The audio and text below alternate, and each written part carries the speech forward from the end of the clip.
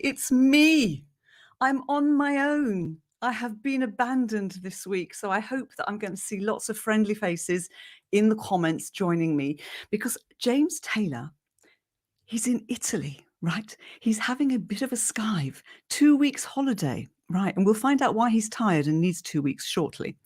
But I have a guest this week. So it's me and my guest. It's going to be nice and intimate.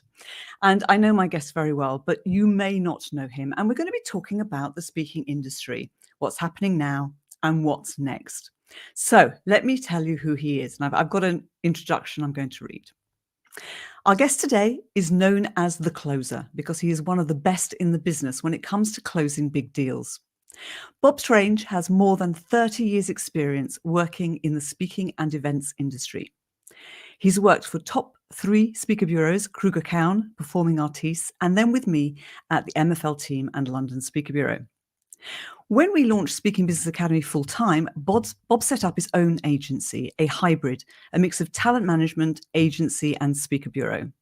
Today, he's going to share with us his new business model, how he's working with speakers, what he's seeing in the industry, and we'll discuss what the future might be for speakers and events. So please welcome Bob Strange. Bob, how are you?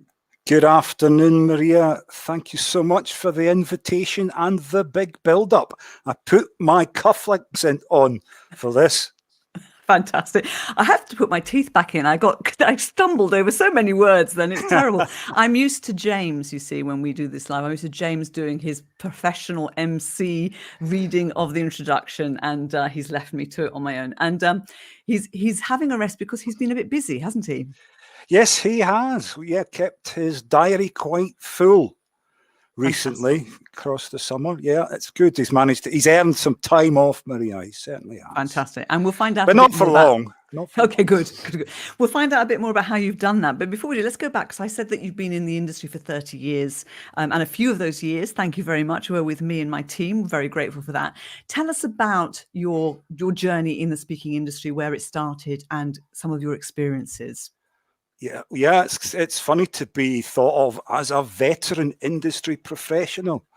Yeah, it's really funny. I initially started off in a music / production background. I tour managed for several years and ran some venues and ran some festivals, which got me into the event industry. I moved into the speaking industry late 90s, and I've been in it ever since. I got in right at the beginning of when agencies noticed the attractiveness of the internet for selling speakers. It was marvelous. At the beginning, it was like a license to print money.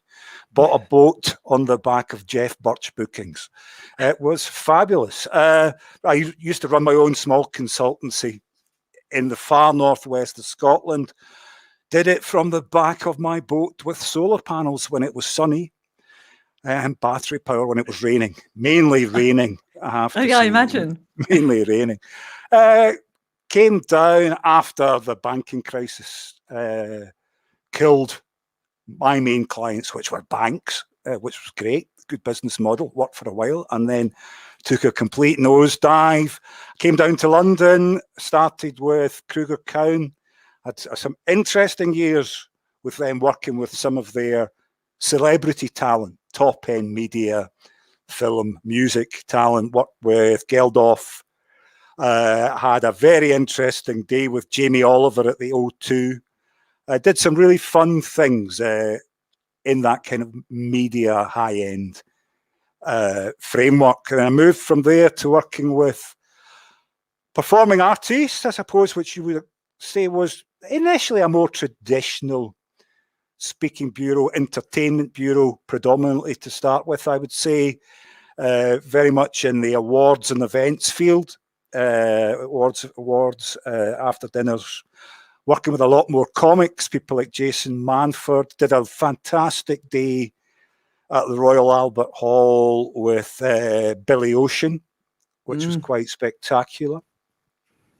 Then I moved on from there I joined the team at MFL. I had the delight to work for you. I mean, we've known we've known you and I have known each other for many, many, many years, but this was the first time that we had an opportunity to work together. I joined part of the team, part of the bigger network at LSB. I think probably with more of a international focus in terms of clientele, not targeted so much on the UK market, certainly moving much more into the European market. We did some lovely stuff with Karim Rashid on a dockside in Sardinia, where the pretty people go. It was lovely. I got the opportunity to go, spoiling that pretty people image, but there we go. There was Big Bob with his shorts on in Sardinia, which was fun. I've had closer to home, we put Steve Wozniak on a cruise boat down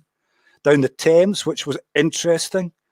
And in a storm, one night we had Holly Willoughby launching a cruise ship in Southampton for MCI cruise ships. It was varied, Maria. It was good fun.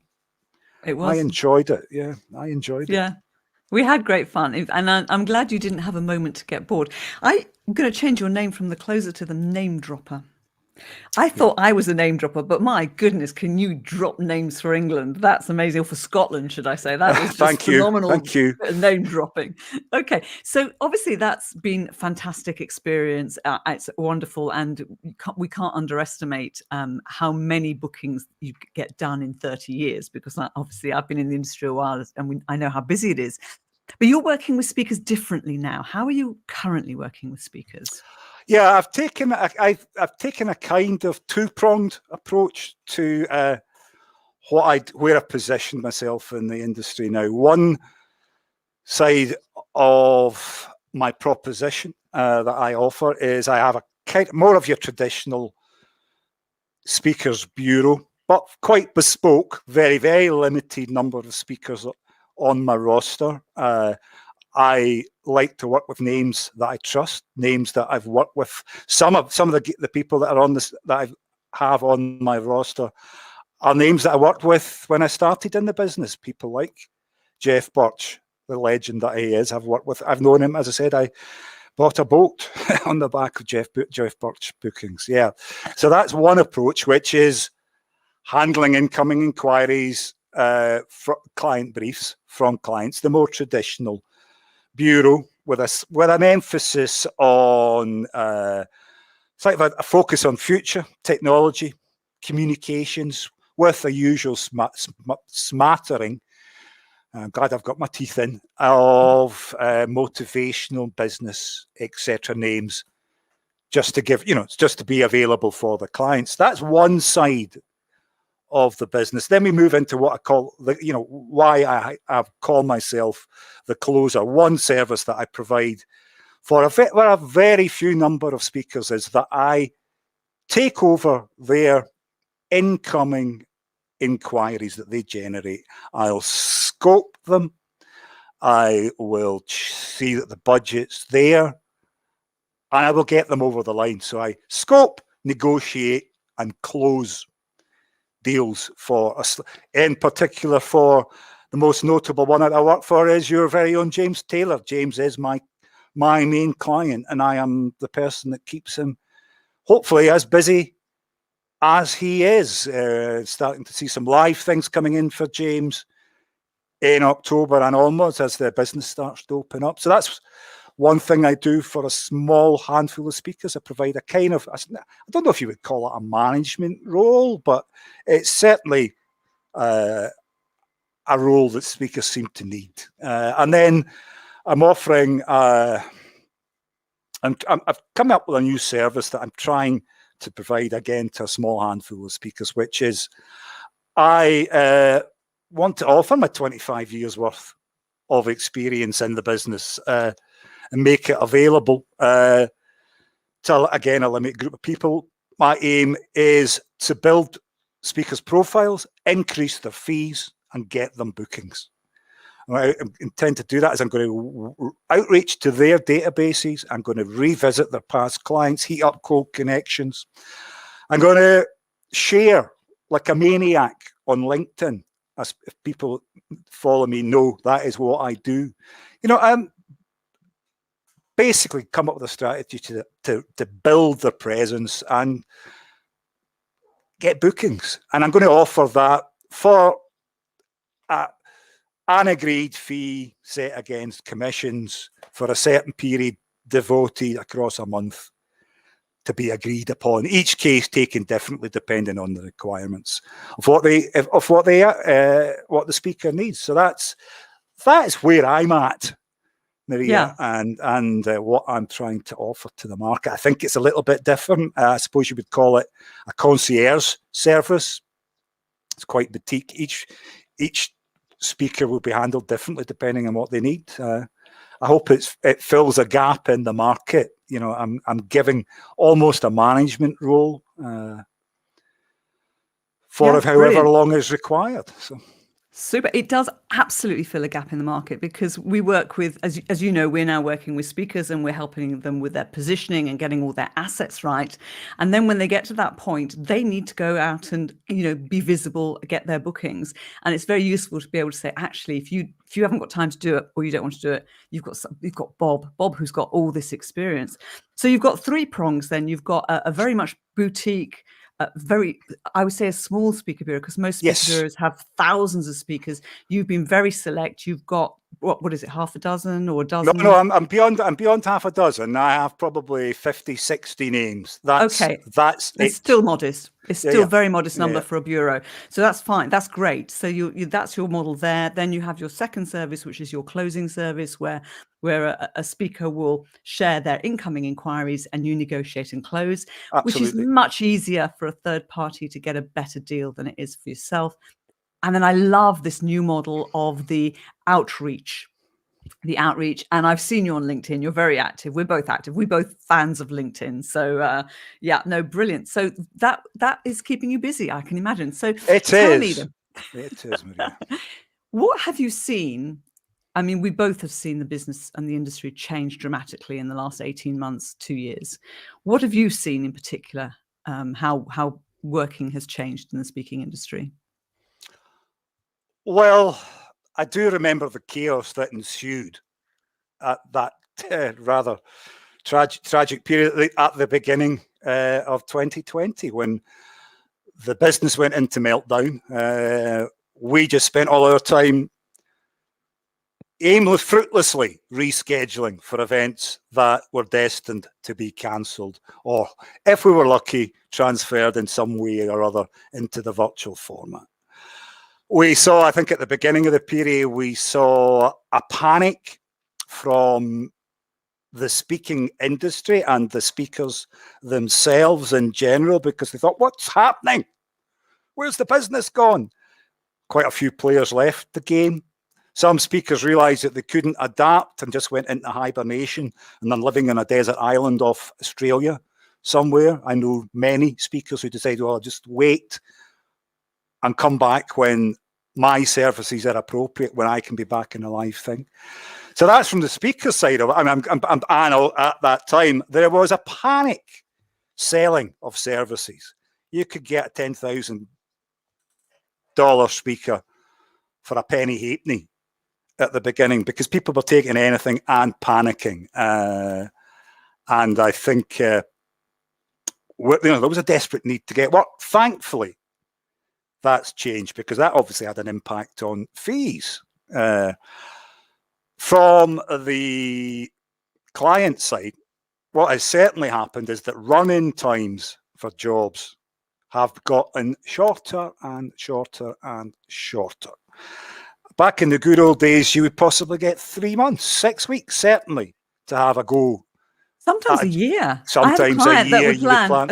Absolutely. Would plan as soon as they finished one event, they would start planning the next. Start for the next one. Yeah. And you could take your time. You could work on it slowly. I did a booking yesterday for a job in 13 days and counting, and that is actually a reasonable run-in at this point in time. So that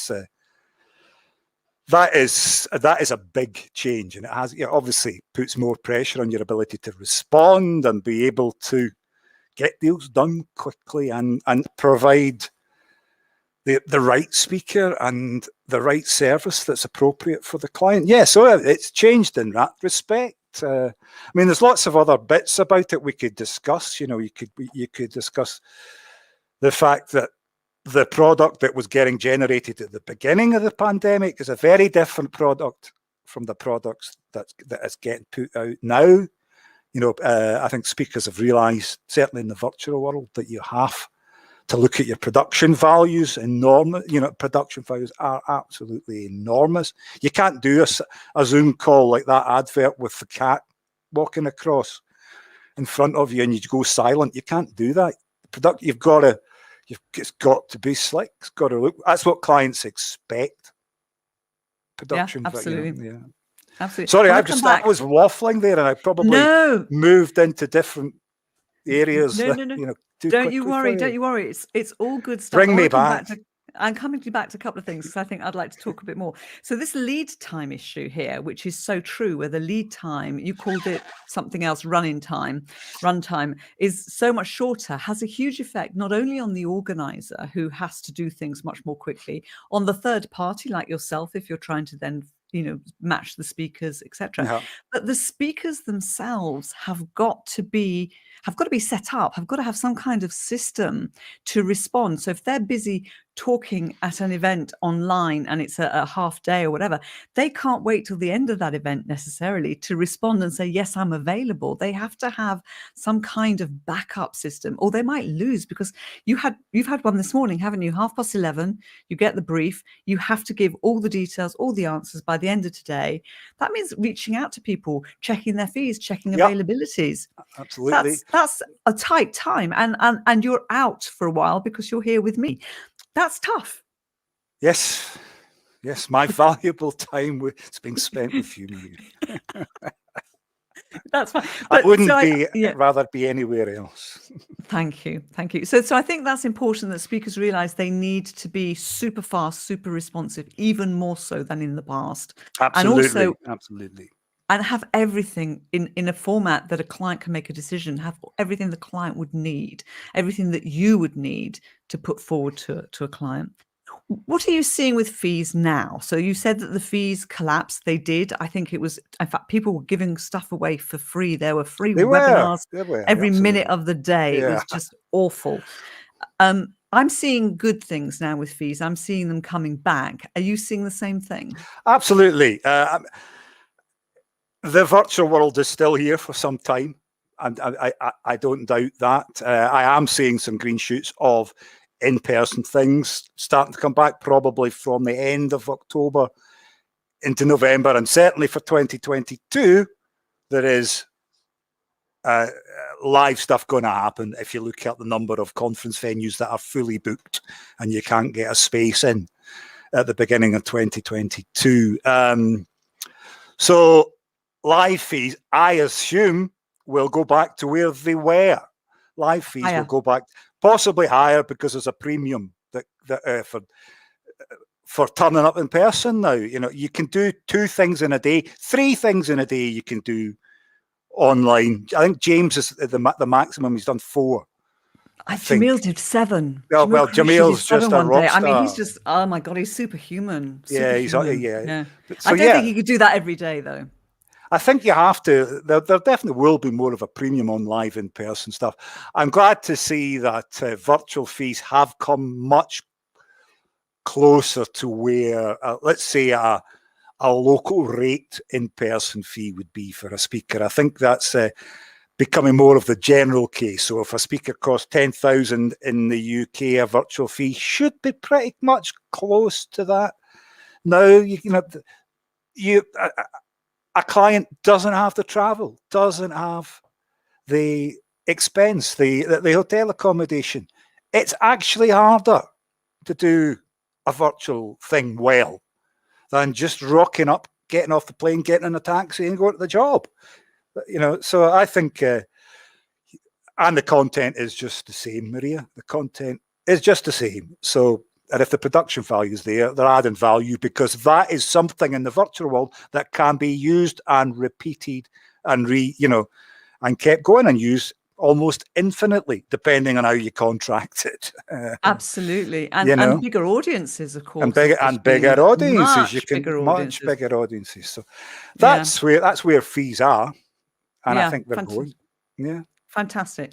So, with all this experience, what tips would you give anybody who's listening in or watching who is starting out as a paid speaker to get more business? What would you advise? If they want to take the bureau approach, which I have to 100% recommend because I am one, I can't see how you could really do it on your own anyway, no matter how good your assets were in terms of personal websites, etc. That's a difficult approach. You do need the extra fingers and the extra hands that a bureau gives you to get out there. You have to make sure that you're ready for bureaus, that you're not rocking up to a bureau with a handwritten biography and a back of a fag packet approach to it. A bureau needs to see professional assets, be that websites, be that biographies, photographs, showreels, etc. Maria, I would have to say that the first thing that I would say to a new speaker coming into the industry that approaches me, I would say, go and speak to Maria Franzoni, because she offers exactly what you need. Maria, you're the obvious source. Thank you, Bob. I'm going to have to pay you for this now. You will be, don't you worry, you will be. So it's interesting because, speakers coming into the speaking industry obviously want to go and work with bureaus, but more often than not, new speakers have to prove themselves first before the bureaus are interested.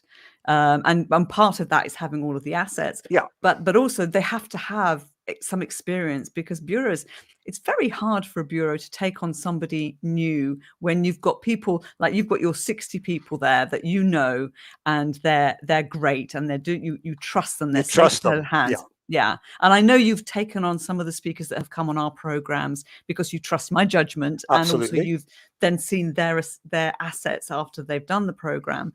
I think one thing that's really important for a speaker starting out is to be totally clear on the value that they bring to the client. Absolutely.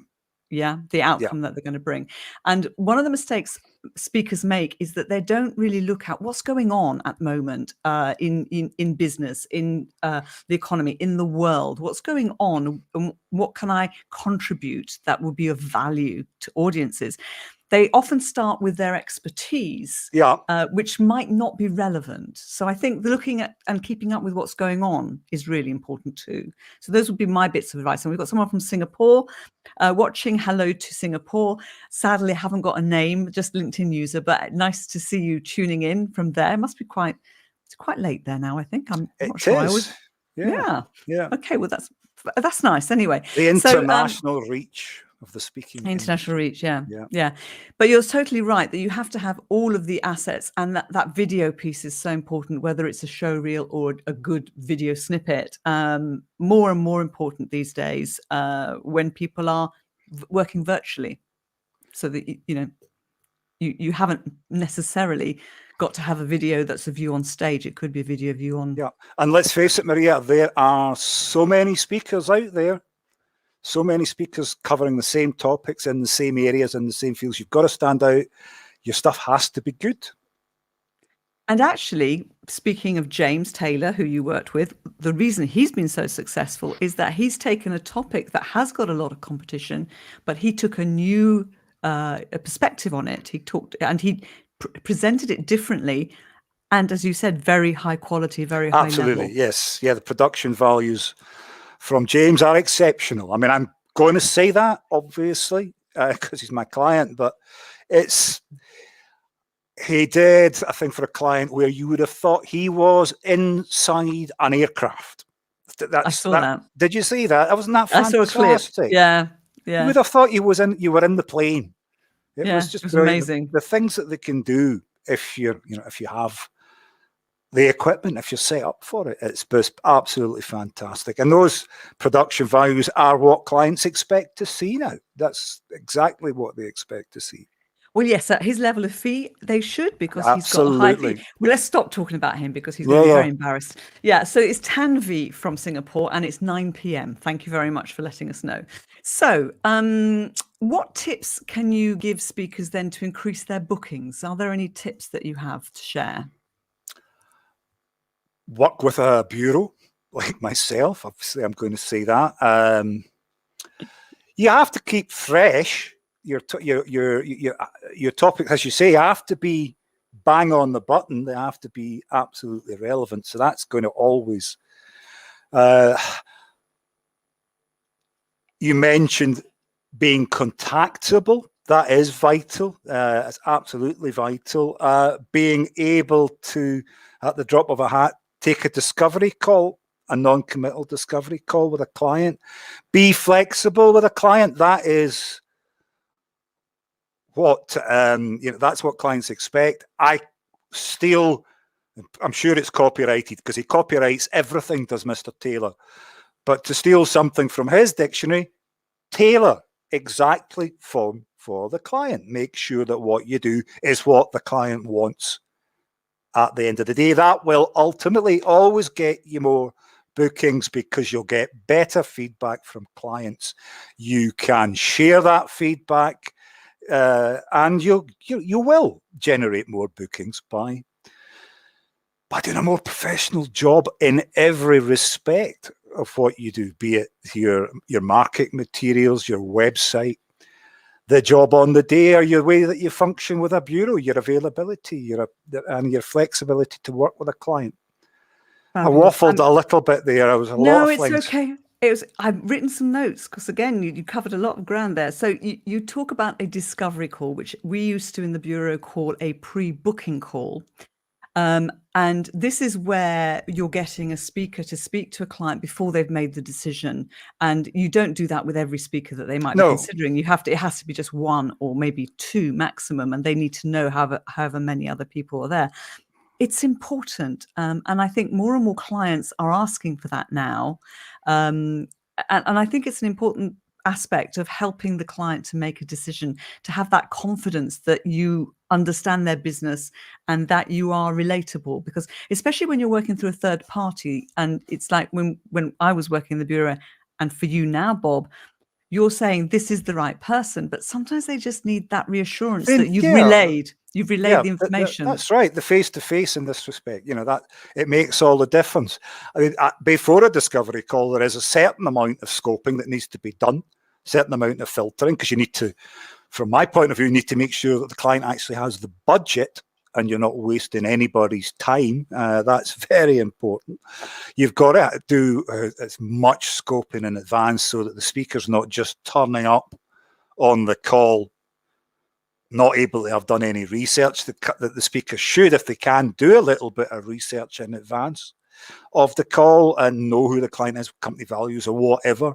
Yeah, but the discovery call, a non-committal discovery call, is absolutely vital to moving forward. It gives you that, yeah, as you say, the client feels that they then know the speaker in advance of it.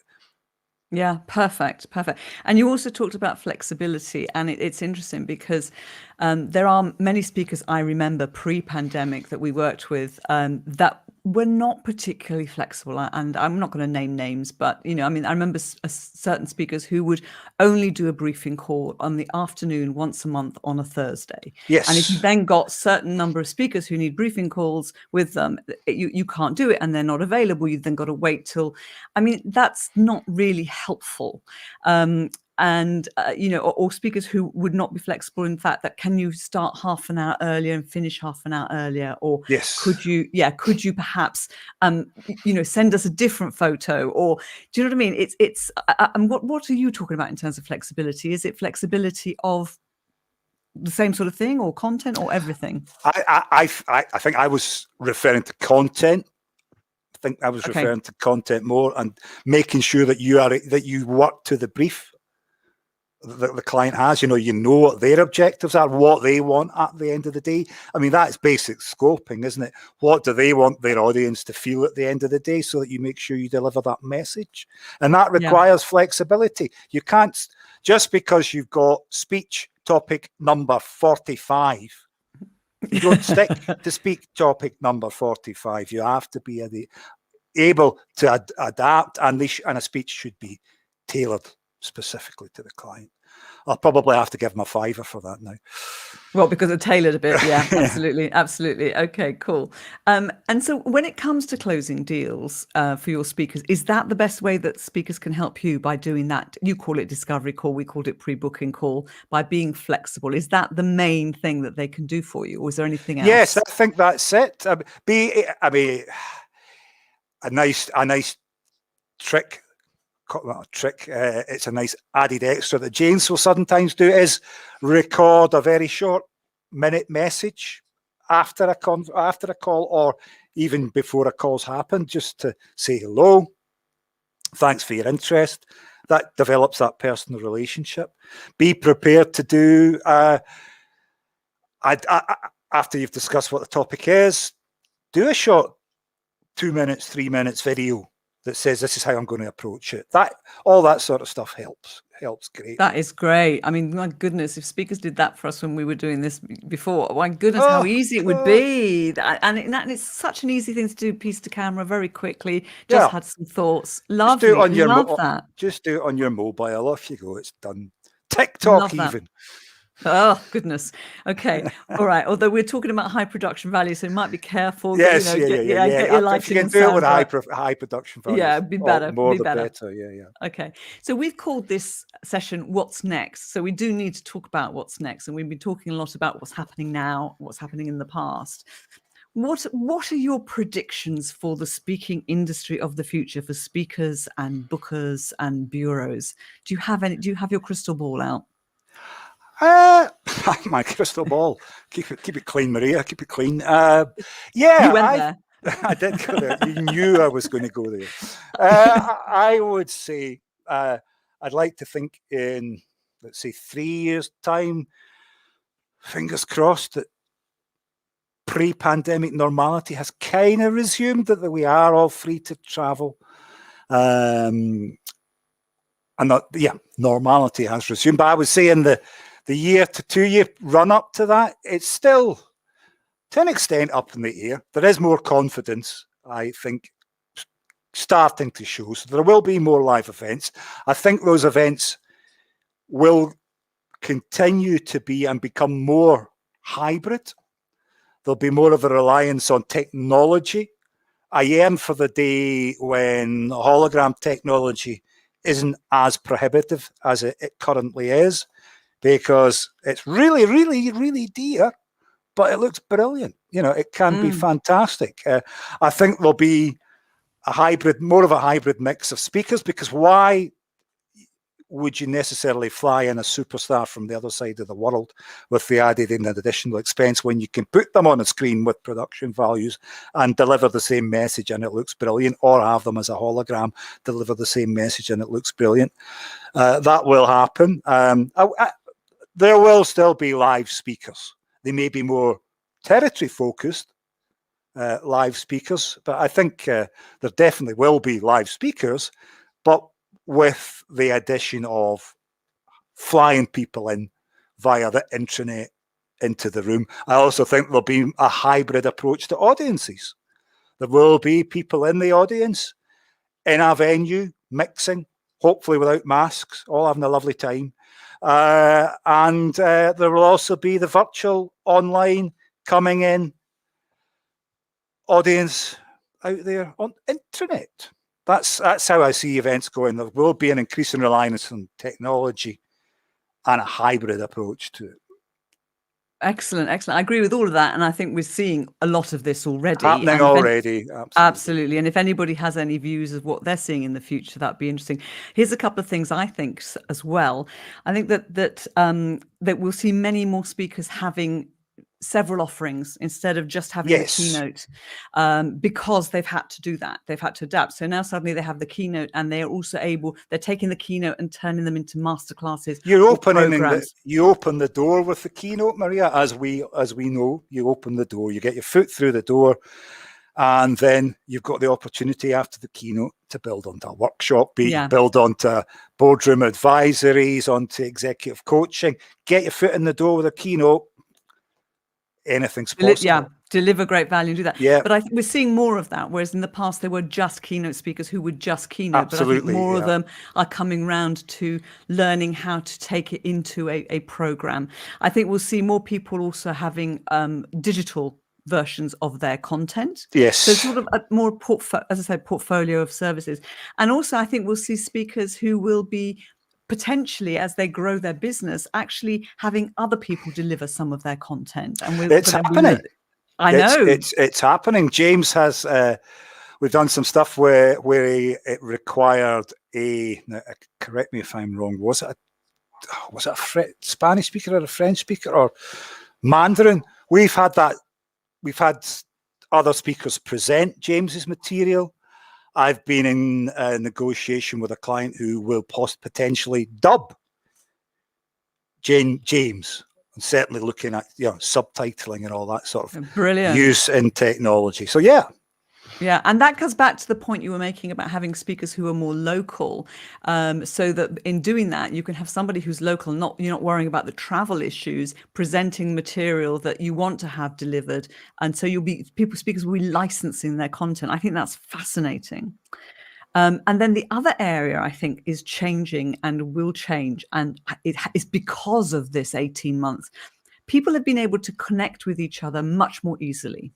Yeah. People who in the past would not normally respond have been at home and I've invited people onto my podcast and here onto Speaking Business TV who in the past would never have been available, or I would have never got to. I wouldn't have got to them. And that's happening now. Clients and speakers and clients, speakers and bureaus. And I think the relationships between the two can build on that, and there's huge potential for having stronger relationships. We've come from a background where the bureau had thousands of speakers, but in reality the strong relationships were only with a handful of those speakers. Yes, yeah. And I think that's going to be bigger, and the partnership and relationship I think will be stronger. And the bureaus that are thinking that way, how do I support the speaker? And the speaker thinking, how do I work with the bureau? And they're thinking about a partnership rather than, you get me bookings, you get me business, or the other way around, you close. Do you know what I mean? Yeah. I think it's more, we're going to see much more of that. And that's exciting. That's exciting because that collaboration will lead to all sorts of innovations and creativity and new ideas and new ways of delivering great value to clients. I'm sure of it. It is. It's an exciting world in the events industry. The events industry is not dead, Maria. We're alive and kicking. Yeah, we just had a little bit of a 1990s Scottish rock reference there. James would have got that one. I didn't get that one. I'm sorry. Is it live and kicking? Yeah, there was a show, wasn't? I don't know. Hey, listen, don't do the rock references. So, Bob, if a speaker wants to work with you with either of your 3 services, how can they do that? Where do they connect?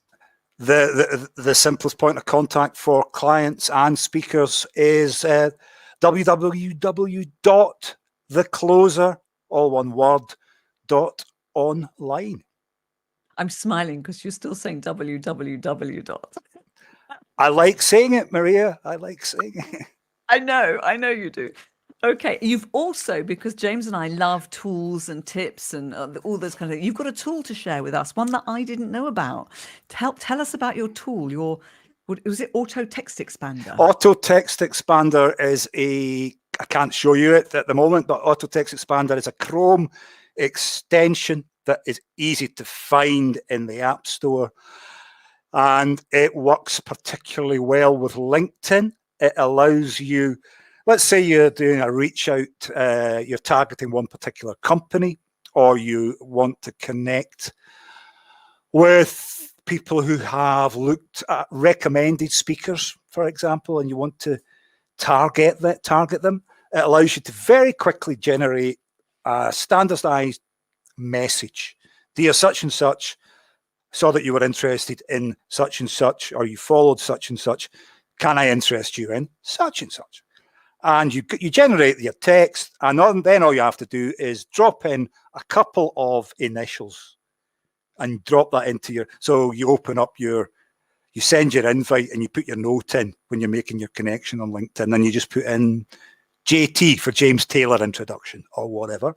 And it's there. It saves you, let's say tens of minutes at a time anyway. It saves time. Does save time. Yeah, that's one that I use quite a lot. Excellent. Yeah. Excellent. Very good. Well, thank you for that. And I'm going to share something, seeing as we've been talking about speaker bureaus so much. If anybody wants to know a little bit more about how to get listed with a speaker bureau, and it also gives you advice if you're wanting to get listed with Bob's Speaker Bureau, do follow the advice because it will be the same. Go to speakingbusinessacademy.com. And on the homepage, there are several downloads. If you scroll down, several guides. And one of those guides is how to get listed with a speaker bureau. So that's speakingbusinessacademy.com. So, Bob, thank you so much. That was fun. It's been a pleasure, Maria. Really enjoyed it. Thank you very much for inviting me. I am sure we will be speaking soon. Very soon. All right, Bob. Take care. Thank you, everybody, for joining us. Take care, everyone. See you next week. Bye-bye. Bye-bye.